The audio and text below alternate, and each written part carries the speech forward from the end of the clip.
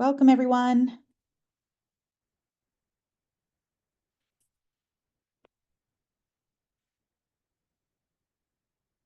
Welcome, folks. We'll give it a couple minutes for folks to sign on. Give everyone a minute to get in the door. Welcome, everyone. Oh, geez. I'd like to give folks a couple minutes to find their link and get logged on. I know with virtual meetings, we often are running back-to-back meetings, and I know I end up sometimes struggling to find 2 minutes in the day to use the restroom or check my email. Welcome, everyone. As you come in, if you want to drop your name and where you're located into the chat, it's always nice to see where people are here from.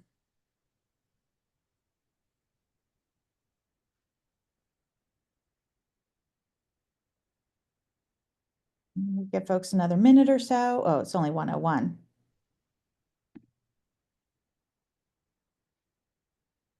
We got loads of time.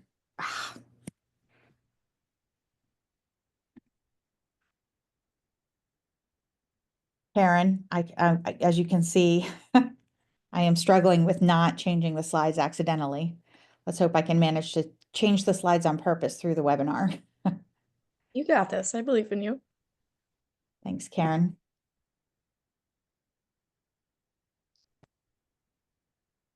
Imperial County, what state, Elise? I feel like that's a California, okay. Felt like that's a county name. There could be more than one. We got Washington, we got a couple of Washingtons, California. Nice to see everyone here.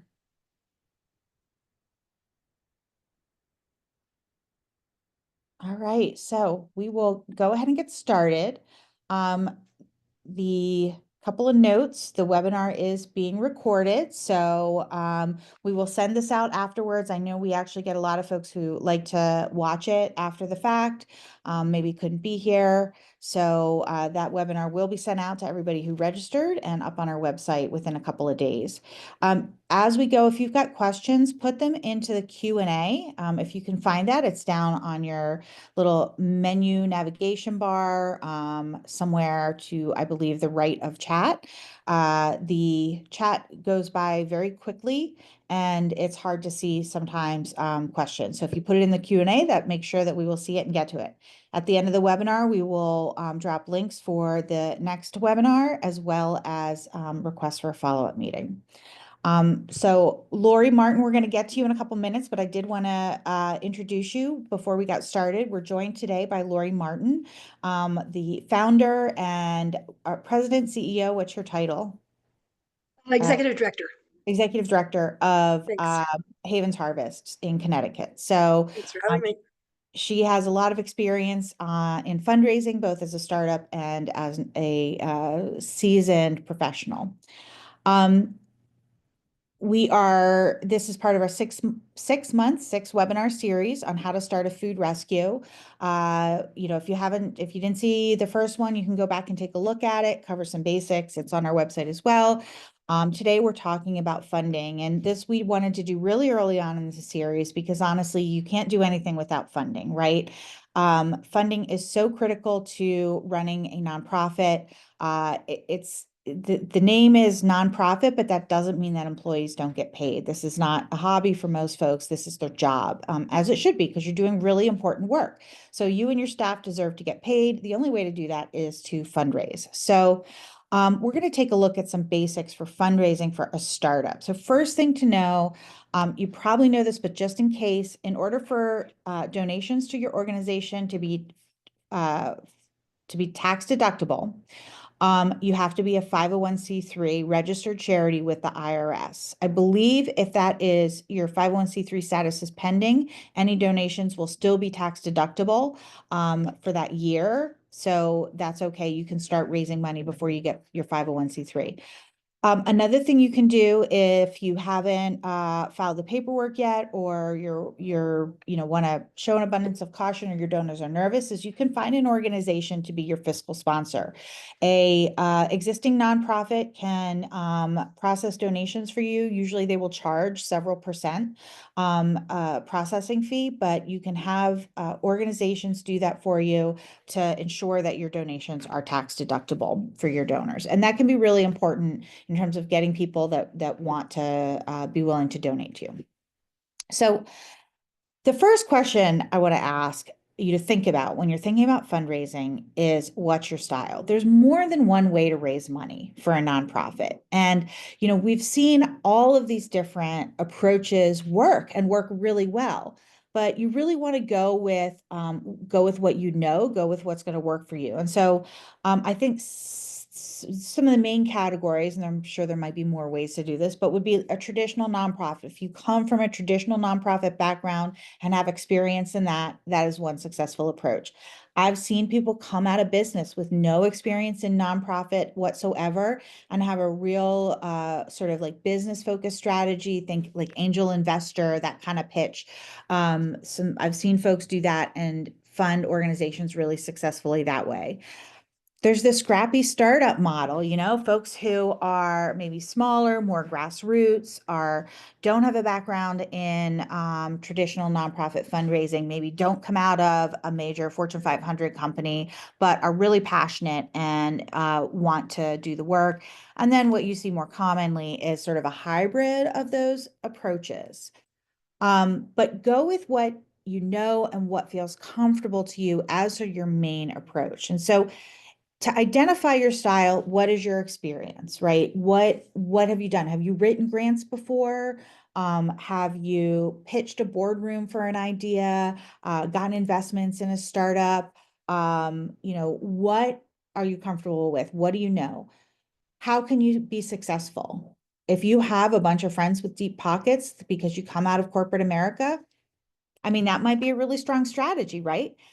I don't. Most of my friends work in nonprofits, so I don't have anybody that's going to cut me, a 10 digit, 10 figure, 6 figure, 10 figures would be insane. No, a 6 figure or 7 figure check, right? That's just not in my wheelhouse. But if you do, great. What has the shortest runway? You could learn to grant write. Everybody, those are skills that are easy to access. You can go figure that out. But do you really want to take 6 months to learn how to do it? If you don't know how to write a grant, maybe that's not going to be your first stop or your only stop in fundraising, right? So think about that mix. What do you know? What are you comfortable with? What can you do and do quickly? How can you be successful? Who do you know that can help you, and what resources are available to you to do this? You might actually know a grant writer. You might have a friend that works in nonprofits that can do this for you. So, really, I think the first step is identifying what's your style and what are your resources that you can leverage to raise this money. And then do it. So what does that look like in action? So a traditional approach to fundraising really is going to rely a lot on foundations and on grant network, grant writing, and then sort of that nonprofit network, right? Nonprofit folks that are in your community that are really working sort of in the same areas that you're looking to work in. A business model would be corporate funding, going to your employer or your former employer, going to those large individual donors, talking to people about investing in this. They might not get a financial return because it's a nonprofit, but they will get a return in the form of tax benefits, doing something good in the community, and that sort of feeling that you get when you've done something really positive. If you're a scrappy startup, looking at operating on a low budget. You might want to or need to prove your product before you're able to really make the case to foundations or big businesses. So you might need to sort of start off on a shoestring budget, get some individual donations, run a crowdfunding campaign, talk to your peer networks, but looking at smaller dollar donations, right? Not everything has to be a $10,000 check. $100 check, 10 of those is going to get you along the way. And of course, then the hybrid model, which is sort of a la carte, what do you feel comfortable with? And that's really where most of us are going to live, right? Is in that hybrid space. When we started 412 Food Rescue, we had a little bit of some contacts in the local community. We were able to get some grants, some like startup grants, but we also were kind of scrappy and we did a crowdfunding campaign and we had leveraged our peer networks to give us small dollar donations when we're pretty limited in what we did that first year. So really thinking about what you can do that works. Then in terms of, executing that plan, you want to create a plan. And the plan should include identifying your donor sources, engaging them, asking, and then of course, thanking. So when it comes to identifying, how do you do that? So for foundations, for grants, check your local library system. In Pittsburgh, the Carnegie Library System has this incredible grant library for nonprofits where you can go in. They've got all the databases. You can search for relevant foundations. They've got a lot of grant writing resources. Unfortunately, that's only available in person, but I suspect that a lot of local library systems have something similar. So check your local library system and find out if they have a support for that. There's also things like Council of Nonprofits, there might be a tech council. There's probably a number of bodies in your area that are able to provide some advice, some resources, some databases, et cetera. When you do that, go through, look for the foundations that are supportive in your area. Don't think outside the box in terms of if you're doing food rescue, don't go for somebody that is doing food is medicine, which might be relevant. And certainly there are food recovery organizations that could make that argument. But on your first go around, you want to get really specific and look for folks that are supporting environment or hunger. Peer-to-peer. Look at your networks. Identify who in your network is a potential donor or knows potential donors. Make that list. Make that, first degree connection, second degree connection, maybe even third degree connection of your target individuals that are either going to be able to donate to you or help you get funds by asking their networks or running a crowdsourcing campaign for you. Online giving, again, a great way for startups to get some funding. Those crowdfunding sites, Kickstarter, GoFundMe, those type of things. Those can be really helpful because they not only can help you raise money, but they're public campaigns, right? So it could help you with your messaging and your communications. But look and see what's available, kind of make a list, identify the ones you want to go for. Do you want to do a social media campaign instead? Kind of identify what your strong suit is and what you're going to pick. You could also potentially run events. I know we had a friend who had a taco truck when we were starting 412 Food Rescue, and he donated, an evening of tacos, and we had an event at a supporter's house and sold tickets and raised money. So, events are a great way. Again, you're not going to get your $100,000 to fund your entire startup, but if you're looking for, padding that runway, giving yourself some room to write grants, getting you, through your first lean 6 months or so. These are really great ways to do it. And then, of course, identifying local businesses that might be able to help. Once you've created your list, you want to start engaging. The first thing you want to do is not ask for money necessarily, right? You want to start building that relationship. That's really important, especially if you're not going to your best friend. But even there, your best friend wants to know that you know what you're talking about, right? Wants to hear about the project. So you really want to start engaging foundations, corporations, individuals, businesses, whoever it is, before you ask them for money. You want to start to engage them. If you're already up and running, invite them to volunteer. If you're doing rescues, invite them to run a rescue. Invite them to attend one of the events, the taco truck event, right? Don't charge them, invite them.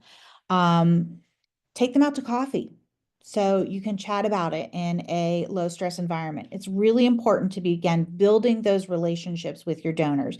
Now, you can't necessarily do that with 100 people, but you can do that if you have somebody with a large peer network that might help you do that. Start there and then engage them and have them help you with that peer-to-peer. But really start building that relationship. And that holds true whether you are on day 1 of your mission or year 10. When you're talking to them, know how to tell the story. And this is really important. First of all, don't talk about what per se, talk about why. Why is this important? We're going to rescue food. Why? It's really bad for the environment. Know your material. Know what the impact of food waste in a landfill is. Know what the impact of the upstream impact is. Be able to talk about that. Talk about how it's important in the community. So hopefully by this time you've done your research, you know why the community needs this, you know why this is important, and you can really put some some information behind that pitch of what you're doing, the why. How does this make life better? And then we've got some resources here as well. You can check out on our website previous webinars that we've done on how to talk about food recovery, because what folks don't necessarily understand is that food recovery is different from the food banking system. And really, you need to be able to communicate how your impact is going to be additive to the system as opposed to, just duplicating what others are doing. So that's really critical. And there's some resources here to check out. And then after you've identified, the best possible routes for your ask, you've started building that relationship. You've had those conversations with them. You've gotten them interested in the mission and about its importance and its impact. It's time for the ask. And this is where a lot of people get really uncomfortable. I know one of my least favorite things in the world to do is ask people for money, but I love food recovery and I'm super passionate about it. And I could talk about food recovery all day long, as you probably all know already. I see Lori smiling over there. When we get together, we just blah, blah, blah, about food recovery and how great it is, right? You're asking people to join you in a mission that you really believe and that you really love and that they can help make happen. They can make a difference. And so when you go ask people to participate in your mission by making a financial contribution, it's that you're asking them to be part of the mission, the work that you do, right? It's not just about giving you money, it's about being part of that work. Make it personal for them. Understand what it is they care about. So again, going back to those foundations, right? If you're writing a grant, is this an organization that cares about the environment? And that's what they fund, or do they fund programming around community, right? Know what it is so you're tailoring your ask. It does not hurt to say, this is 2 for 1. You get both. You get both environmental impact and you address hunger. But know what their key issue is and really make sure that you're communicating to them about that impact. Make it urgent, right? This is critical. They could give tomorrow, they could give next week. No, you need them to give now. Again, if you ask them for money and you let them walk out of the door without giving it to you or committing to you, then the chances that they'll actually donate really diminish. So you need to make it urgent and you need to make it about now. And that is, if you're starting up, that's true, right? You need that startup funding. You can't do this without startup funding. It is super critical. So that's not a hard urgency to impart. And then again, make it about impact. The impact will be you can start your food rescue organization. You'll be able to do this. You'll be able to get through the first year and really prove to bigger foundations and bigger donors that you're able to make this work, that this has an impact on the community, that this makes a tangible change in how people are able to access food, in the type of food that they get. Make it about that impact. That's what their donation is going to make happen. And then finally, thank them. And I know this goes without saying, right? Of course, we're going to thank, but This is super critical. Studies show that phone calls to donors really increase their retention and the amount that they'll give. So if you have a first-time donor and you thank them immediately with a phone call, they're way more likely to give again, and the amount that they give goes up. And that's especially really important as a startup. I think it's 39% more. If they get a call from a board member or anybody within 24 hours of making their gift, they're 39% more likely to give again. That's huge because you don't want to have to build that relationship with somebody new just because you didn't say thank you on time.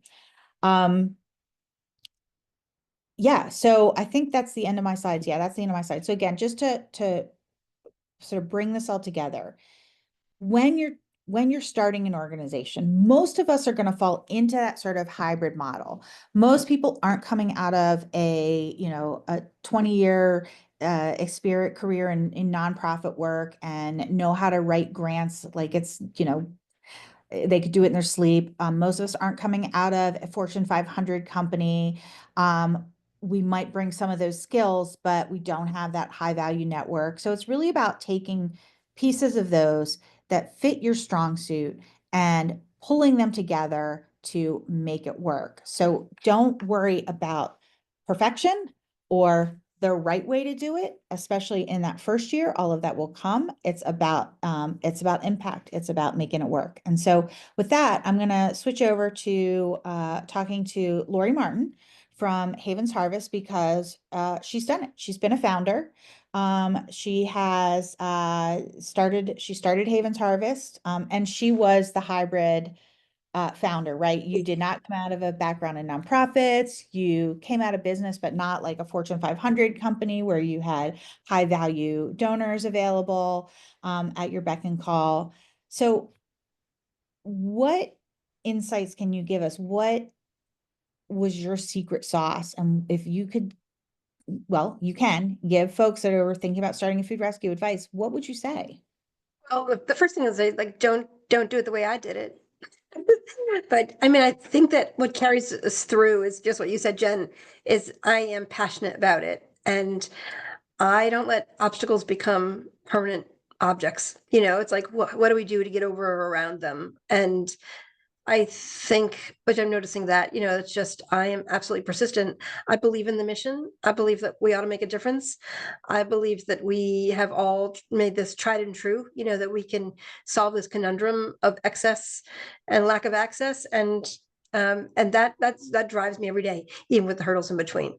So I would say, and I'd also say is like tap into us and tap into those of us who are already up and running, because if you're a brand new startup, that funders and including foundations will be glad to know that this is happening elsewhere.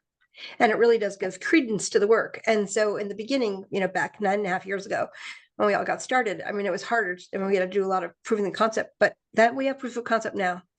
And so that makes a big difference. And I know I do pull in, and I tell funders, I'm part of a national coalition with 412 Food Rescue and others, and the newest Food Rescue Association, so that folks understand that there's a growing group of people who are solving this problem together. And it really does, ground us, and it helps funders understand that we're a part of this bigger mission and bigger thinking group.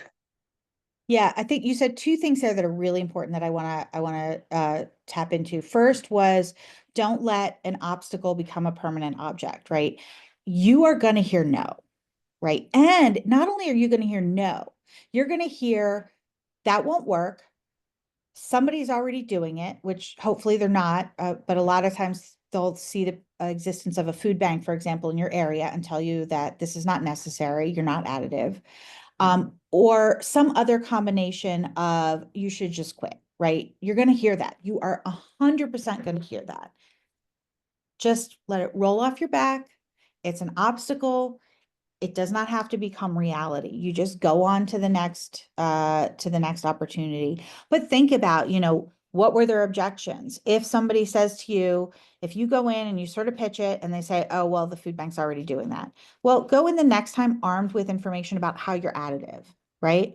Go to the grocery store and find out, do they have 7-day-a-week pickup? Probably not. Almost 100% not, if there's not a food rescue organization in the area. So go in with those quotes, like who are the donors that you can serve? How can you be additive? So take that, those no's and those obstacles and turn them to your advantage. And then the second thing I wanted to, I'm sorry, did you want to comment on that? No, go right ahead. The second thing you said that I thought was really smart and I want to tap into is that the proof is out there that this works, right? There are now hundreds and hundreds of food recovery organizations operating across the country and across the world. 10 years ago, there were not. It was really hard to find information on it. So call Lori, call me, call a food recovery organization that's in your state or somewhere, you know, that might be relevant to the people who could fund you, and ask them, how much did they rescue last year? Right? What's the impact? Can they give you some data? Right? If you can make it almost local, right? It's one thing to say on a national level this is happening, but if you can say in that city up the coast or down the coast or 100 miles inland or whatever, right? If you can say they're rescuing 5 million pounds a year, right? We could have that impact in our community. That's going to carry a lot of weight. So you said you would tell them not to do what you did. What else would you say they shouldn't do? That they shouldn't do. Yeah. I think, my trajectory was that I'm an accidental executive director, and that couldn't be helped, and that might be the same for anyone else. But I think what I did in the beginning, which maybe because it was so early on, I didn't value the work, and I really appreciate that you saying that from the beginning. Value the work, and be sure that you're getting paid, and be sure that that's part of what you're building into the budget and how you're building the organization.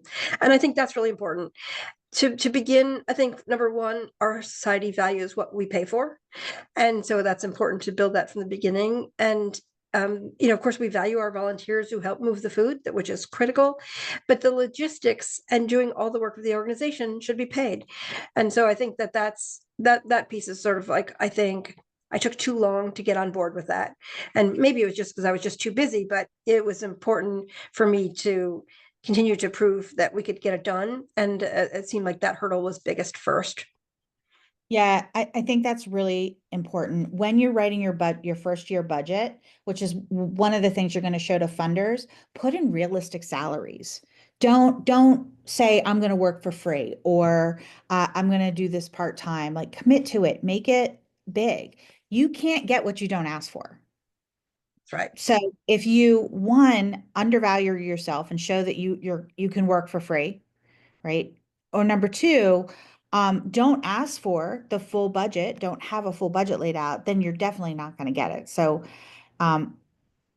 you may not, every donor isn't going to give you $100,000, but the ones who might, make sure you ask for it. In fact, ask them for 200.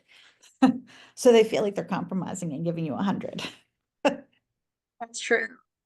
Yeah, I think that those are critical pieces, actually. And I would say, like, tap into the network that exists, call Jen, and even having a dream session. This is what I think about my community, and this is what I think the possibilities are. And, I think even getting that tested through the network is likely helpful.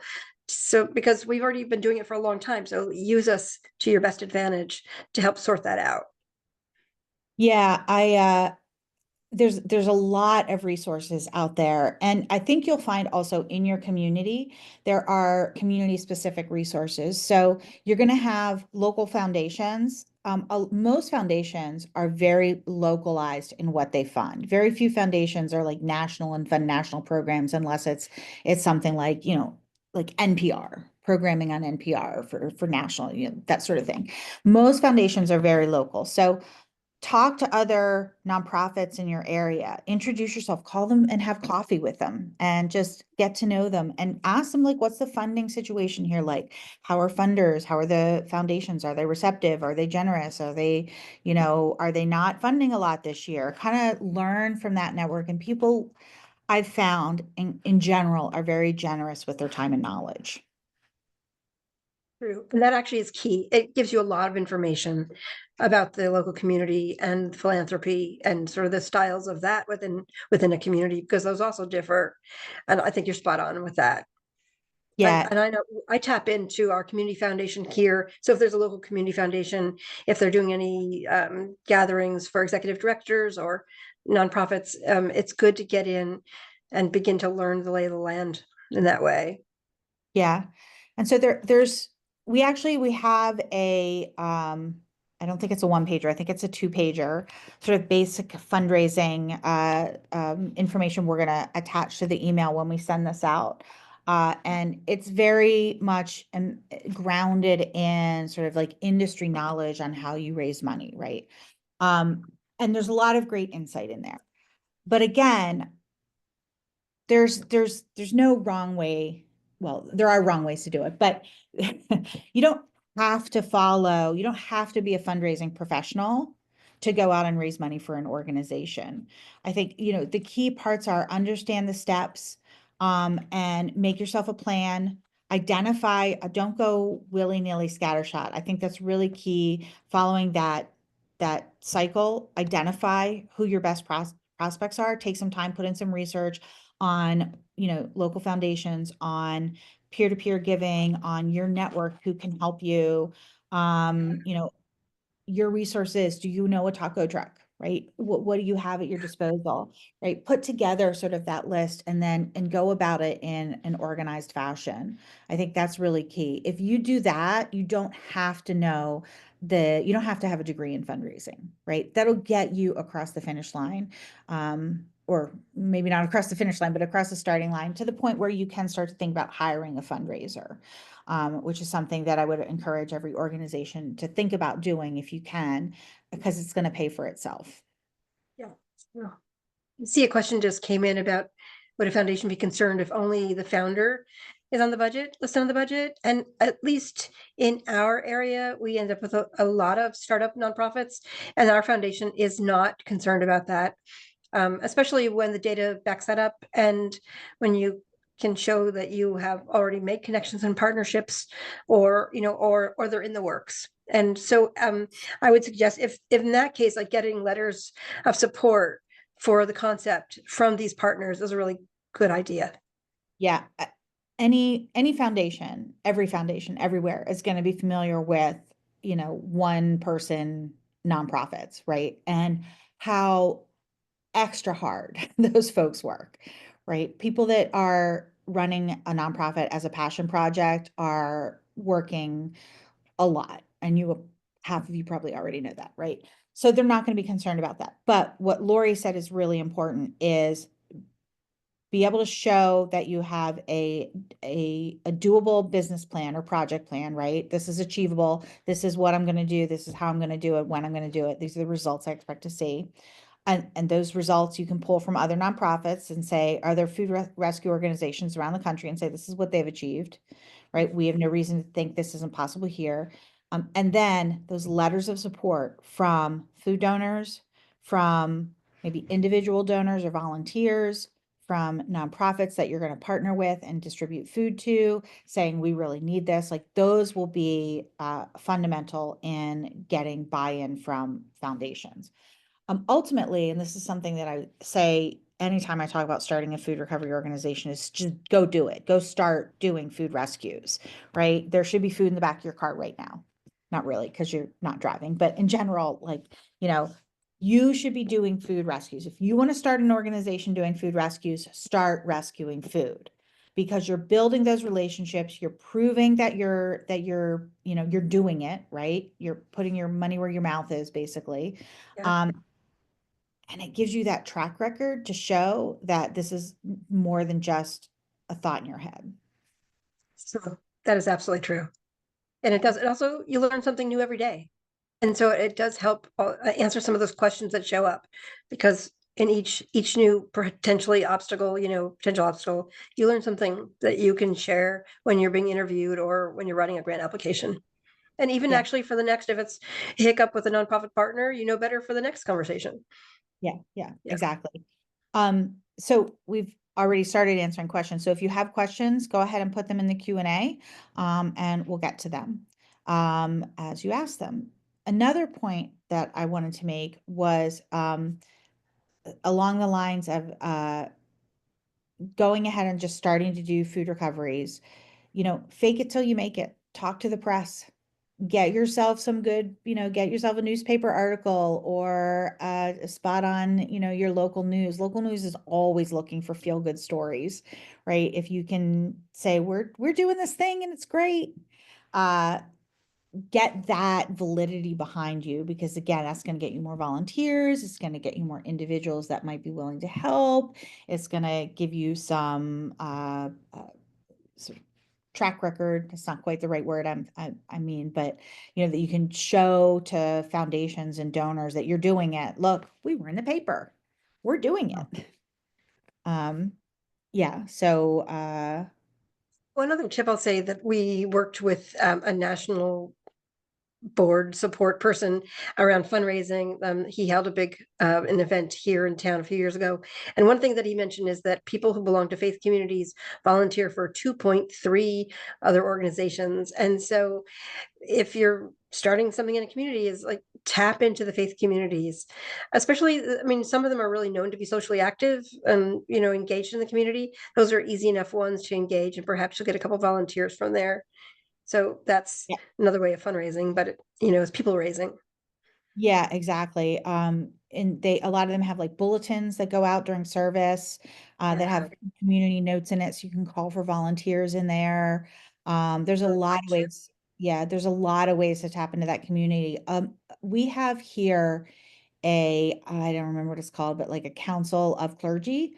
And that's a great organization to get in with. If you can talk to the council of clergy about what you're doing, then that's something, if they're interested in having somebody come talk to their parish. A lot of faith communities do like lunch and learn type things where they bring somebody in to talk that, uh, and that brings up another point, is anytime you can take advantage of scale, of doing a lot in one shot. So talking to groups, especially, trade groups, industry groups, clergy, that's super helpful because you don't have a lot of time to do that sort of thing. That's true. There's a question in the Q&A. When hiring a grant writer, do you do so pro bono, or how is a pay rate negotiated? That is a really great question, and there is a lot of different ways to slice that apple.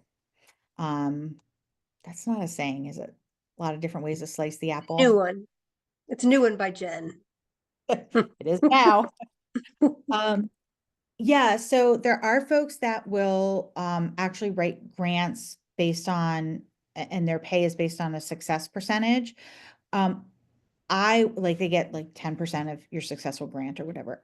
I don't know that I would recommend that for a startup though, because you're not going to be looking at the kind of money that makes it really worth it for them.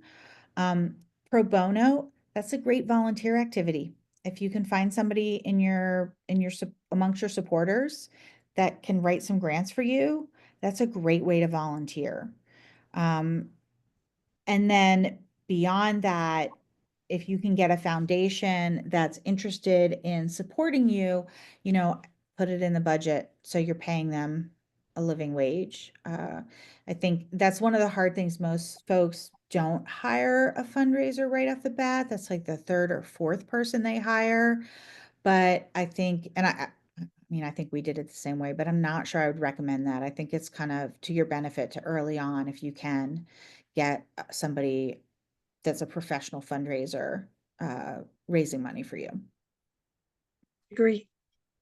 We are still working on that piece. We have someone who's a consultant who helps us with that.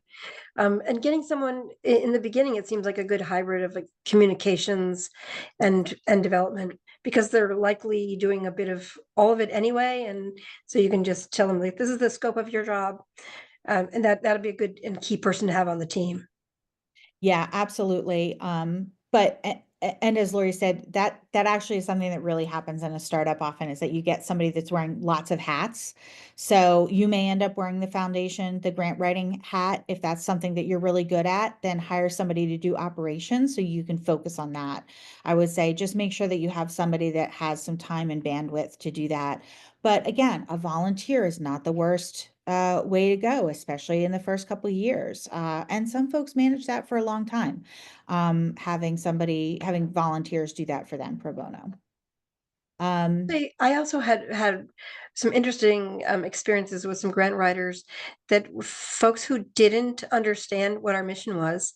Yes. And because we do, we're not part of the food banking system, like what we're doing is something different. People just they couldn't crack that nut.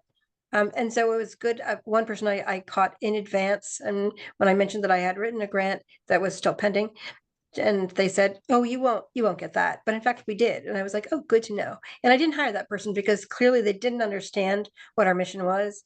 And so really testing that out with folks would be useful so that they won't just be repeating sort of what that other food banking system looks like, because that Yeah, doesn't know what we do.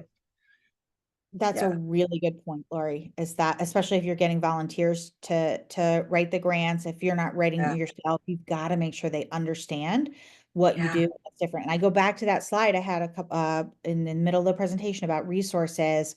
They need to know what's different about food recovery and how to tell that story. And so that's really critical. If you're having volunteers do it, make sure you sit down and spend time with them so they understand that. There's some great comments in the chat. I just want to highlight one. Every time they get a new article, they get lots of this Omar. Hi, Omar. Okay. Hi, Omar.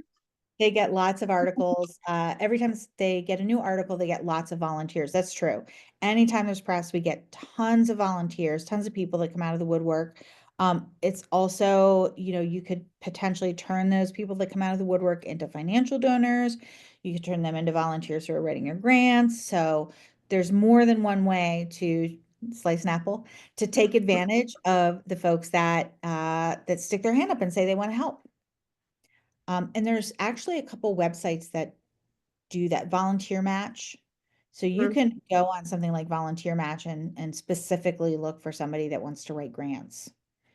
And yeah, there's a lot of organizations that give grant writing classes. I definitely recommend that, even if you eventually plan on hiring a grant writer, um, take a grant writing class, learn how to write a grant.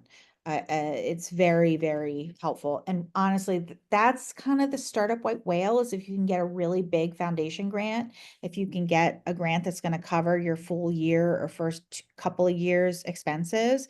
And there are foundations out there that will do that. They think of it as like catalyst money. They know that it's hard to get started, and so they will give it if the project is something that's in their wheelhouse. So if you can tell your story really well, you're more likely to get one of those grants. And then that's the dream, right? That gives you the runway. But in the meantime, again, the best way to get one of those grants is to show them either that you really, really know what you're doing and have a lot of experience, or you're already doing it and you just need the funding to take this to the next level. Yeah. All right. Are there other questions? Yeah, there's a link there in the chat to all of our previous webinars, including the ones that tell you that talk about how to tell that story about food recovery, why it's different from food banking. True, and I know someone mentioned about community organizations offering grant writing classes. I mean, at our library, we've had some other nonprofits have offered them. Our community foundation has offered it. So they often exist in community. Yes, exactly. And I just wanted to get this up there. So we have that information. So yeah, so we will be sending out the recording of this if there's no more questions. Oh wait, maybe I see another question. Yeah. The National Food Rescue Association is called the National Food Rescue Association. We were calling it the Alliance, but there was some confusion. There is not a website yet. We are really early in the phases of that. If you're interested in participating in that, you can email me and I will connect you with the person who's adding names to the list and sending out information. And my email is Jen, at 412foodrescue.org. So yeah, we'll be sending this out along with a 2-pager with sort of some basics on fundraising. As Lori said, feel free to reach out to her, to me, to anybody that you know in the food recovery world. Most folks are really interested and happy to talk, so don't be shy. Next month, we are going to talk about getting started with food donors. That is something that is one of the most common questions we get is how do you get people to donate to you? There's a lot of common barriers that folks run into that we can talk about. We will have Becca Simon from 412 Food Rescue, who is just really, really good at working with donors and helping set up procedures with new donors. So we're going to have a great conversation about that. That is next month. Karen has dropped the links to register, I believe, in the chat. Yep. And there's also 2 more resources for folks. We've got a how to start a food rescue guide, and then the food rescue dude, who I saw on here, hi Randy, has a really stellar website and guide as well. So definitely tap into all those resources. There's so many out there now that weren't there 10 years ago. Really lots to look at. So go ahead and take advantage of that. We will also be talking about fundraising in our regular webinar series. We're going to be talking about really a specific type of fundraising, which is peer-to-peer fundraising and how to leverage your volunteers. And so while this is really kind of aimed at more seasoned organizations with lots of volunteers, great lessons. Danielle's amazing. I urge everybody to join us for that as well. So with that, if there's no more questions, give it a second. Oh, wait, looks like there might be one more. Where to access the guide that I mentioned. The link is in the chat. That I want to say thank you so much, Lori, for your time and your expertise. I like to say, it's not rocket science, it's hard work, it's perseverance, and it's passion.